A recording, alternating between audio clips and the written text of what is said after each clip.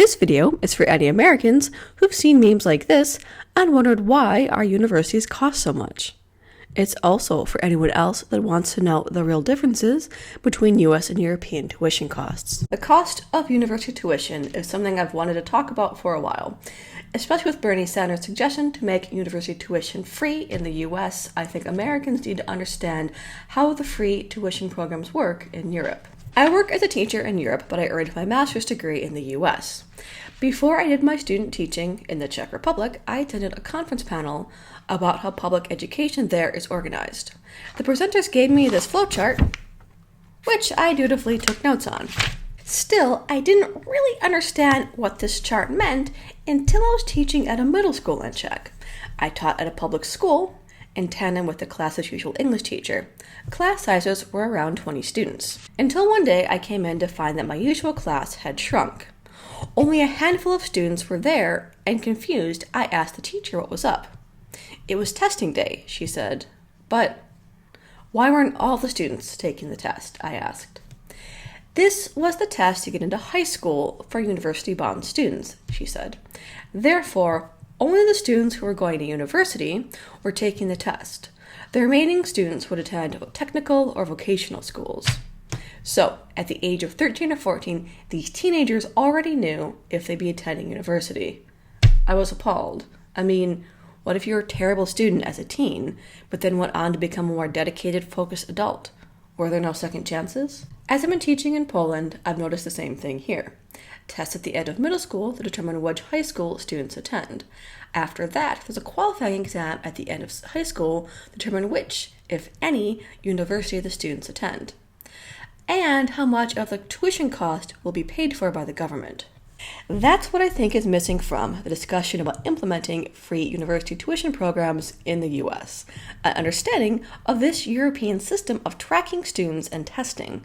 While the US does have some standardized tests that affect which university you can attend, public schools in the US do not track and monitor students the way European schools do. There is no high school for non-university-bound students, for example.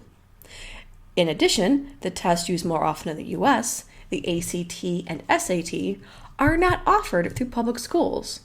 They are private tests that have fees to register, take, and even have the scores sent to universities. I think the US should adopt free tuition programs styled after the ones in some European countries. In this video, I'm going to focus on the possible difficulties of adopting those programs here due to the differences in testing and tracking between the US and Europe. I'll explain this as if I was talking to someone who's unfamiliar with schooling in either the US or Europe. So, I'm going to use the American phrase high school rather than secondary education and refer to higher education instead of tertiary. However, I'm also using university throughout this video and not college. Finally, I'm not going to talk about private schools in either the US or Europe. I want the focus to be on public schools and universities that require government funding to operate. While I think no-cost tuition would be a great program for the US, it would not be a magic bullet. There's a few other things that we need to change in how US public schools are run to make schooling more equal for all. Let's start with how publicly funded middle and high schools work in the US. Basically, each city or town has a school district. Generally, you attend the high school that's closest to you. Some school districts do have what are called magnet schools. That's where schools focus on a specific subject or field. Still, most US schools offer general education. There's also the much debated program of busing in the US, which I'll discuss later in the video. Unlike public schools in some European countries, the US doesn't have an official test that middle schoolers take to determine which high school a student attends. In England, this high school entrance exam is called the GCSE. In Denmark, it's the C2 exam. I did mention magnet schools, which are a little different than general schools, but only 3.7% of public schools in the US are magnet schools. A few states also have programs like Vouchers or schools of choice. Schools of choice, like the one in Denver, allow students to attend any school in a district. However, the students cannot rely on public school buses, and so this favors wealthy families with multiple cars or parents who have schedules that allow them time to take their children to school. So vouchers are funding from the government allowing students to attend either public or private schools. The idea is to increase competition between schools and thereby improving the quality of schools. However, some voucher programs allow parents to send their children to parochial or religious schools, a clear violation of church and state. In addition, there's debate about the effect of voucher programs on both public schools and students' performance. European high schools are more similar to magnet schools or schools of choice. They have specialized classes and a process to get in. The U.S. also has charter schools, which receive public funding but are selective about what students they admit. Worse, these students can be sponsored by churches, which stretches the boundaries of church and state. Charter schools tend not to have teachers' unions, and so tend to have less qualified teachers and a higher turnover rate. I've linked to some studies about charter schools in the video description. At the end of high school in most European countries, students absolutely must take an exit exam. All students take the same exit exam. If a student wants to go to a university and have their tuition paid for, there are certain scores or grades they need in order to qualify. And according to my teenage students, it's incredibly important to study for this test and also incredibly stressful. What the test is called varies from country to country. In England, they're called the A-levels. In Germany, the Abitur. In Poland, it's called Matura. Many countries have variations on this name, from Czech's Maturita to Italy's Maturita. I have no idea if I'm pronouncing those last couple correctly.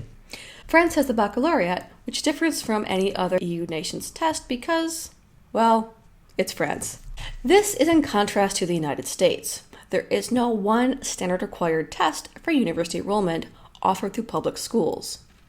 The closest equivalent is the Advanced Placement Test, or AP test.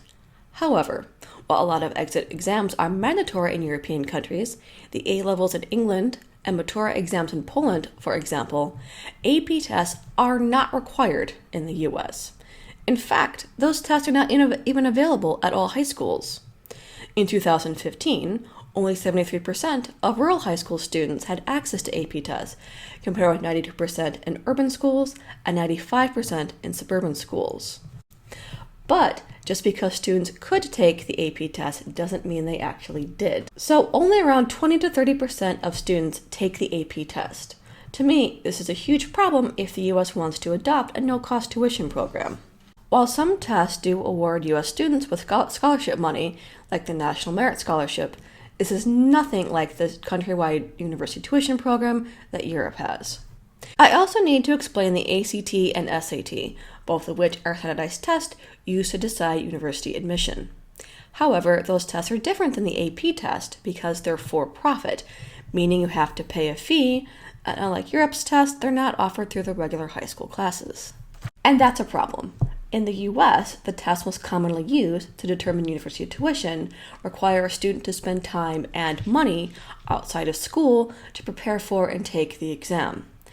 Unlike in Europe, where a student preparing for the A-levels or Matura type exam knows that the material is going to be part of the high school's regular curriculum. This is where it gets complicated. In certain countries, such as Poland, university tuition is only paid for if you get certain grades on the Matura exam, as well as choose a specific major. In Germany, it's different. As near as I can tell, university tuition is free for anyone who qualifies. To fund this, taxes in Germany are much higher. Still, I think this is very important to keep in mind. In most European countries with free tuition program, there is one standard way of qualifying for university. Compare that with the US, which has a grab bag of SAT, ACT, or AP scores, after-school activities, an essay you write, and whether or not your parents gave lots of money to said institution. The main thing is, though, the current US system for university admissions favors students who come from wealthy families. Tests. Americans don't like them. And this is a difference between the US and Europe when it comes to university tuition and placement. Tests. Students in public schools in Europe are tracked and tested from middle through high school, and those scores affect both what high school and university students attend. In the US, students attend the schools closest to them, which often means that parents will choose to live in cities or neighborhoods with better schools. Since property and income tax is the main way US public schools are funded, there is a huge difference in quality between rich school districts compared with poor ones. I've seen the stark difference firsthand of Tottenham-Tremec, a school district inside Detroit, and sometimes the classrooms didn't have enough textbooks for all the students, and one elementary school had the children playing in a parking lot instead of a playground with proper equipment. Schools in wealthier school districts, like Grosse Pointe, Ann Arbor, just have better resources. But this inequality across school districts might not be enough to convince people to adopt a more European-like system, especially to the idea of tracking students. I'm guessing that a lot of other Americans will have the same reaction I did in the Czech Republic. What? A test you take at 14 sets the course of your life? And another test at the end of high school determines everything else? It's not just a guess, actually. I found other parents and educators who've written about disliking systems of tracking, and specifically the standardized test of European countries. The idea that one test you take as a teenager has a meaningful impact on your future isn't something that would likely sit well with most Americans. Since I've worked as a substitute teacher or supply teacher in the US, I've heard plenty of teachers complain about tests. Mention more standardized testing in discussions with education, and people will not like it. Ugh, testing? You're teaching to the test, not teaching to the students, and not encouraging them to think critically. I think both Americans' attitudes towards standardized tests, as well as the availability and popularity of the AP test in U.S. schools, presents a big barrier towards free university tuition programs in America. And yes, I'm very aware that in the U.S., most students at 14 probably have a good idea if they'll be attending university or not. But that illusion of freedom and choice has a powerful hold on many Americans. If U.S. universities offered free tuition, there would be some practical things to consider. Who gets the tuition? How does one qualify? Are all programs and degrees free, or just some? Once you enroll, do you have to graduate, or can you drop out without needing to repay the tuition? Would there be an age limit on who can attend? Yes, I'm very aware that if the U.S. stopped spending so much money on defense and the military, we could easily fund this program. But unless we've all got a date set for the socialist revolution, I think it's really useful to talk about how the program will be implemented. But let me know about that revolution. I'm totally there. I just need to leave out some extra food for my cat. Also, free tuition doesn't mean university would be cost-free. You'd still have to buy textbooks, find a place to live, and possibly pay enrollment fees. There's another thing to consider.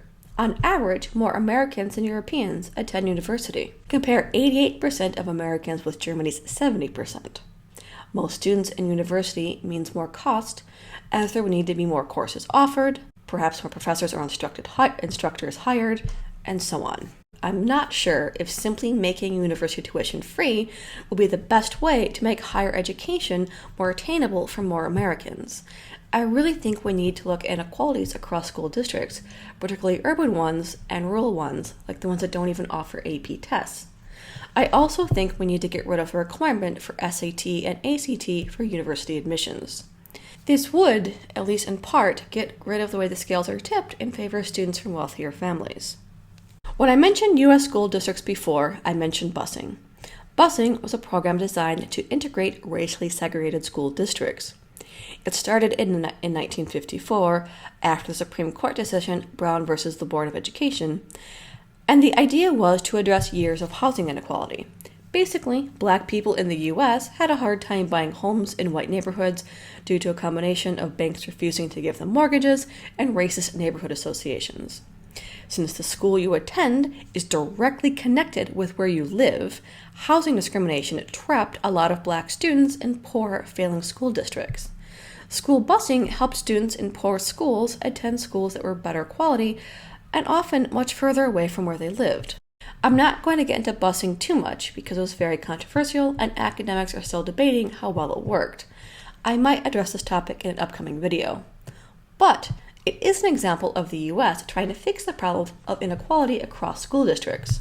Also, I think that only making tuition free and not changing admission requirements will give students from upper and middle class families an edge, whose children were already going to university.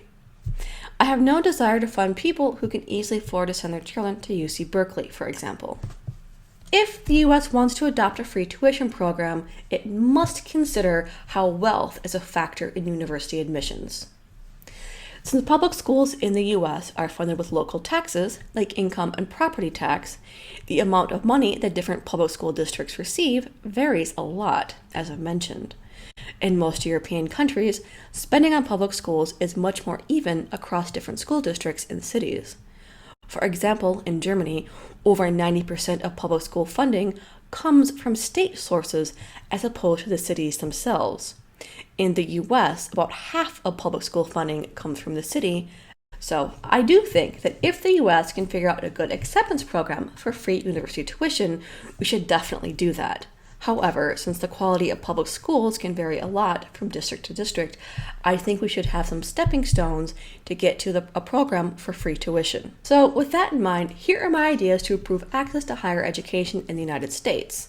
The goal being to make it easier to adopt free university tuition programs. So number 1, student loan forgiveness. I'm not going to spend a lot of time justifying this one.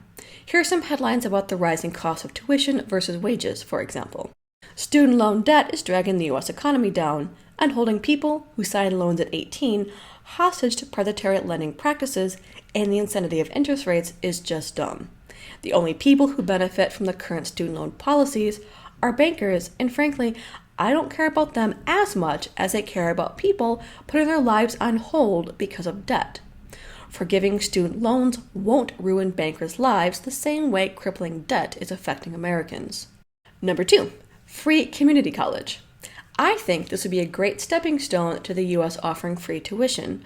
Make 2-year colleges no cost. Piloting a program like this would be a good way to start making tuition free. Since changing the way universities are funded would be a massive undertaking, I think it'd be a good idea to have a practice run, so to speak. On the practical side, in the meantime, this would lower the cost of tuition, as a lot of universities accept transfer credits from community colleges, especially ones nearby. In addition, there are 7 states that already have a free community college program called College Promise, and a program started during the Obama administration. Number 3, free vocational schools. In the same vein as community college, make these free as well. I really reject the idea that there are some types of jobs or learning that are more valuable than others. A society needs mechanics and electricians, as well as teachers and doctors. Number 4, more funding and prominence to the AP classes and tests. If the US is going to have no-cost tuition, it's got to have a way of determining who qualifies. Since AP classes are already available in many public schools, it makes sense to expand that program, as opposed to having students spend time and money on the ACT or SAT tests. Number 5, make spending for different school districts more equal. This is easily the most controversial of my ideas. However, as long as the amount of money schools can spend on students is directly tied to how wealthy a school district is, education in the US will never be equal. The inequality in the US is stark. I've seen schools in poorer cities with old equipment like overhead projectors like the ones I remember from the 1980s, while richer school districts had interactive smart boards installed in the classrooms. Number 6, regulate the cost of public universities. Seriously, American universities are expensive. There's a number of reasons for this, including administrative costs, as well as housing costs, as most US students live in dorms and most European students do not.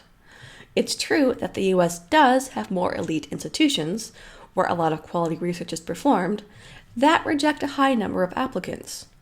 Despite these factors, when federal and state budgets are cut, universities will often shift the cost onto the students by raising tuition. To me, it's worth looking into how much tuition costs at public universities and why. I also think it's worth having separate federal spending for research performed at elite universities, meaning that it's not just students who will pay for that research. Number 7, regulate student loan practices. After forgiving student loans, someone who is not so sympathetic to student loan lenders should write up policies to regulate places like Fannie Mae. For example, get a handle on interest rates.